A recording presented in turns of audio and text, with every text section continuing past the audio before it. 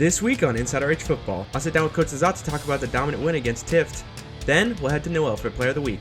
After that, Grace will tell us about this week's Player Spotlight, and last but not least, we'll head to Micah for Region Roundup. All that and more on this week's InsideRH Football.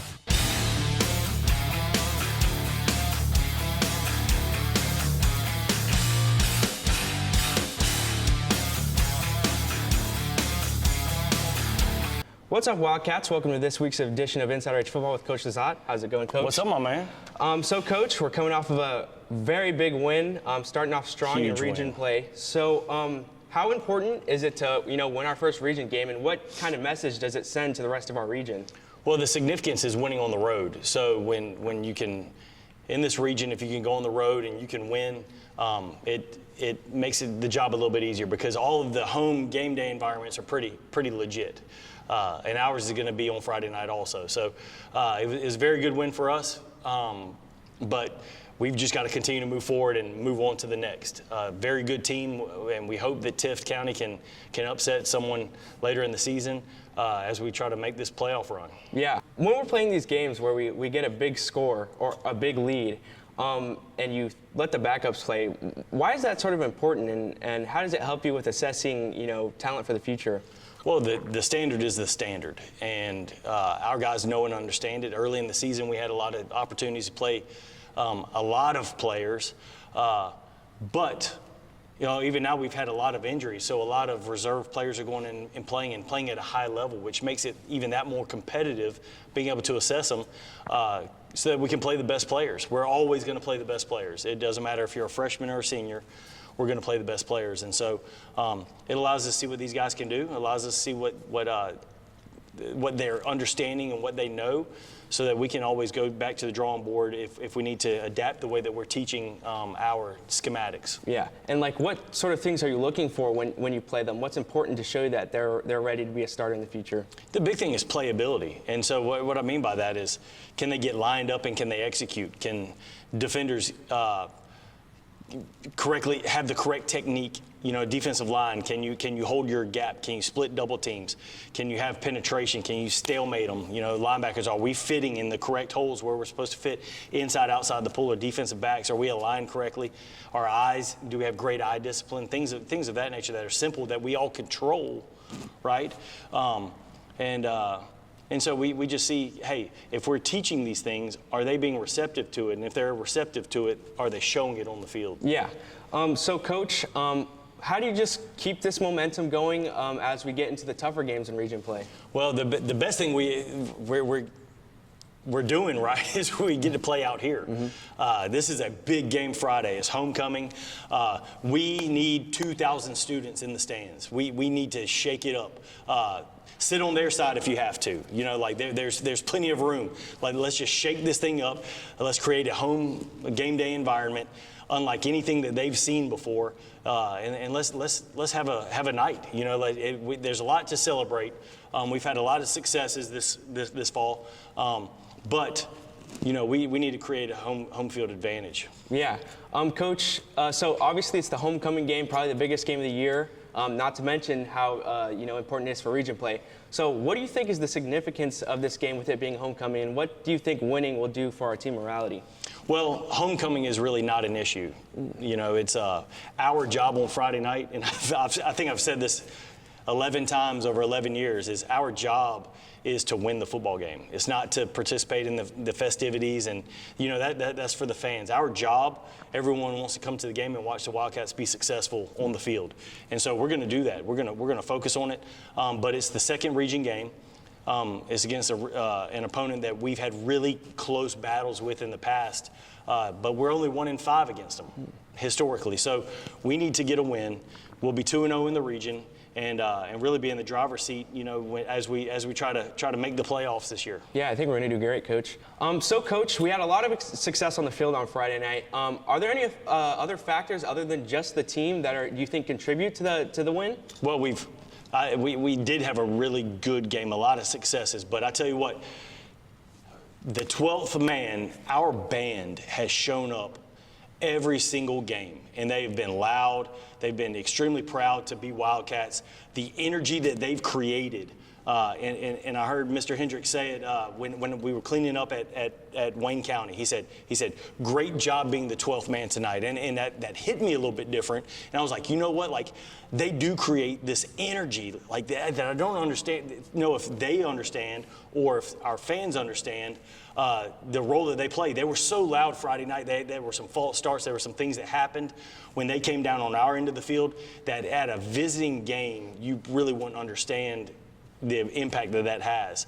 And the noise. They had their full band, we had our partial band, and we were blowing them out of the stadium, And so, thank you so much, band. Thank you for the role that you play on a Friday night. Thank you for the support that you give our guys. You are truly the 12th man. So, Coach, do you have any specific player that you want to shout out? Well, a guy that had a big game on both sides of the ball for us was Eli Grant. And Eli has had some really good games. Caught the first touchdown pass. It had scored the first touchdown in Wildcat Stadium, in our new stadium. But he's being asked to play offense, to play defense, to return kicks. And he really had a night Friday night doing all of those things. He had an interception late in the game that really sealed the deal, and had a big touchdown grab earlier in the game that really kind of put their defense on their heels. And so congratulations, Eli. You're playing some really good ball now. Thank you for everything and the dedication that you've put into Friday nights.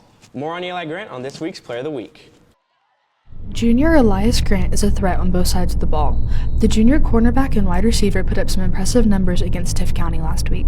I think I played both sides of the ball very well and just competed. Grant caught 6 passes for 73 yards and a touchdown. On defense, he also grabbed his first ever interception. I'm trying to get 1,000 yards, 10 touchdowns, and 3 picks, yeah. Ranking 48th in the state for punt return yards and 3rd in our 6A region for receiving yards, Grant works hard to prepare and grow between games. I feel like my performance this week shows my growth very well. Just everything I've been working for, everything I've been preparing for, really. Grant will be working hard to show off his talent, trying to be scouted and play D1 after he graduates. Yeah, I'm trying to play football at the D1 level. I want to be the best me I could be. Reporting for InsideRH Football, I'm Noelle Johnson. Welcome back. Now let's head to Player Spotlight. Claire Holker is a quarterback on the Richmond Hill High School flag football team and is motivated by the people that she surrounds herself with to keep playing. The biggest thing that motivates me to play flag football is definitely the environment. I like playing with all my teammates. Despite the challenges, Holker still focuses on trying to become a better player. How I handle the challenges is definitely just trying to keep calm and focus on what I'm doing. Holker stays playing because of the people that she surrounds herself with. What I love about playing flag football is just being with my teammates. I just really love the environment that they create. After high school, Holker plans to play flag in college. If I want to do anything with flag after high school, it'd be definitely finding out if my college that I go to has a team. Reporting for InsideRH Football, I'm Grace Malbath. We'll head to Region Roundup after the break. Hey, Miss Clark, what's happening on Friday? Next Friday is our homecoming here at Richmond Hill High School. It is our very first pep rally. What's a pep rally? It is a place where the whole entire school is going to join together in our Wildcat Arena to have competitions such as games. We're going to watch our dance team do their first performance here, and our band and cheerleaders are going to try to hype you up to see who is the most spirited class here at Richmond Hill High School. So, Miss Gray, now that I'm in the arena, where do I go? What do I do? So if you are a senior, you're going to be wearing your class color, which is pink, and you are going to sit over in the 2 sections across the way from me here. If you are a junior, you're going to be wearing blue, and you're going to sit in the sections directly across the arena for them. If you are a sophomore, you're going to be wearing purple, and you're going to sit right in these sections right here. If you're a freshman, you're going to be wearing red, and you're going to sit across the way from them in that section over there. And one more thing, that if you forget where you're supposed to go, there will be banners labeled by your class year. So 2026, 27, 28, 29 will lead you to where you need to sit. Miss Gray, I'm hearing all about these games. How do I participate? So we're going to be doing some class competition games. The first of which we are going to do is a ping pong toss. One individual from your class is going to have a basket. 3 individuals will have ping pong balls. They'll be spaced at different locations, and they'll be required to toss the ping pong ball into your catcher's basket.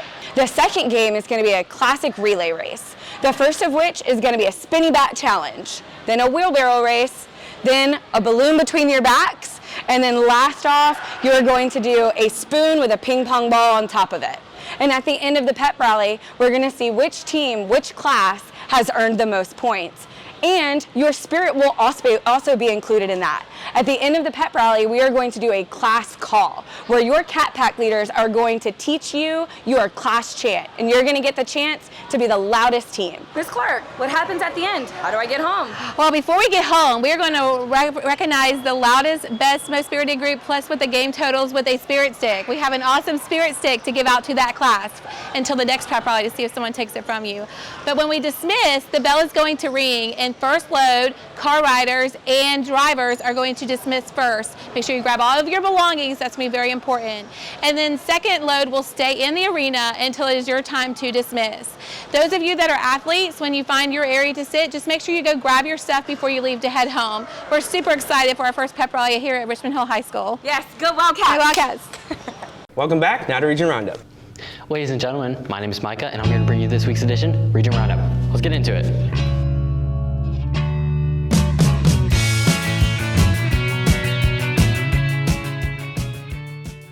Last week, the Richmond Hill Wildcats beat Tift County 35-10. Next up, we have number 1 Amir Miller, getting the perfect touchdown thanks to our offensive lineman giving him the perfect opening. And for our defensive play of the night, we have number 5 Jaylon Deal perfectly capitalizing on our opponent quarterback's mistake here. Moving on to our solo games, Lowndes went up against Colquitt County where they won with a score of 31-14. And last but not least, we have Valdosta who went up against Camden County, who won with a score of 63-19. And now moving on to this week's region standings, starting with football, we have the Richmond Hill Wildcats taking first place with a record of 5-1. Second, the Lowndes Vikings with a record of 6-0. Third, the Valdosta Wildcats with a record of 6-0. Fourth goes to the Colquitt County Packers with a record of 4-2. Fifth, the Tift County Blue Devils with a record of 3-3. And last but not least, we have the Camden County Wildcats with a record of 5-1. Now moving on to softball, Tift County takes the cake with a record of 17-3. Second, the Richmond Hill Wildcats take a record of 13-6. Third place goes to the Colquitt County Packers with a record of 13-13. Fourth, the Camden County Wildcats with a record of 11-13. Fifth, the Lowndes Vikings with a record of 7-20. And last, the Valdosta Wildcats with a record of 3-22. And last but not least for this week's standings, we have softball, where the Richmond Hill Wildcats take first place with a record of 34-2. Second, the Lowndes Vikings with a record of 25-10. Third, the Camden County Wildcats with a record of 18-11. Fourth, the Valdosta Wildcats with a record of 18-15. Fifth, the Colquitt County Packers with a record of 9-20. And sixth, the Tift County Blue Devils with a record of 8-19. That's been all for this week, Wildcats. Let's go back to Will. So, Coach, to finish off this week's edition of Inside RH Football, what is the game plan against Camden? Well, they're very good, right? They've got talented players that are going to have tremendous college careers all over the field. Defensive line, linebacker, DB, and on offense, the receivers, just about all of them are going to play college football. The quarterback is a 3-star guy.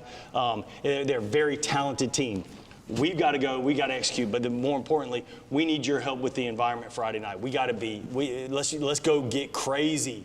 Go get crazy. Put the foot on the gas and turn this thing out because we need you. We're going to go and we've got a great game plan. And we're going to go execute, and it's going to be a big game. Our guys are built for this. We prepare all year long for these 5 games. We prepare. We do things in the summer. We do things in the springtime. Our guys might not know it, but as coaches, we're trying to prepare our guys for these type of environment, these type of settings, so they can go out and perform at a high level.